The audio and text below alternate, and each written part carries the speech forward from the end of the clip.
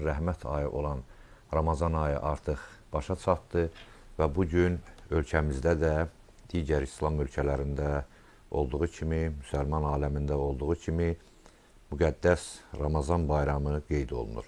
Bu bayram münasibətilə bütün xalqımızı, bütün ibadət edənləri, etməyənləri fərq etməz.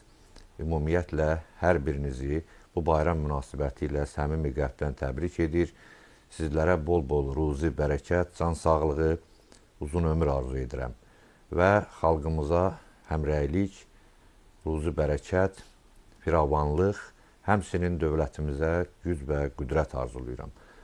Bu müqəddəs ayın, bu Ramazan ayının fəziləti xatirinə ki, bugün də artıq bayramdır və bu bayramın əhəmiyyəti xatirinə Allah Teala'dan diləyirəm ki, birinci növbədə dövlətimizi, xalqımızı qorusun, xətalardan, qəzalardan, bəlalardan hifz eyləsin, hər birimizi, bütün xalqımızı bir-birinə daima mehriban eyləsin, həmrəyliyimizi qorusun, vəhdətimizi qorusun, mərhəmətimizi, məhəbbətimizi qorusun, səxavət əlimizi kəsməsin bir-birimizdən, mərhəmət əlimizi kəsməsin bir-birimizdən və eyni zamanda Allah özü bizə mərhəmətini kəsməsin, mərhəmətini və məhəbbətini əsirgəməsin.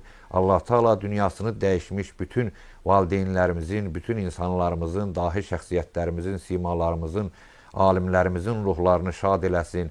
Allah Teala vətən yolunda, torpaq yolunda, xalqımızın, millətimizin qorunması uğrunda canını fəda etmiş, alim məqama yetişmiş şəhidlərimizin ruhunu bir daha şad eləsin. Onların məqamını Ədin Firdovs cənnətlərində qərar versin inşallah.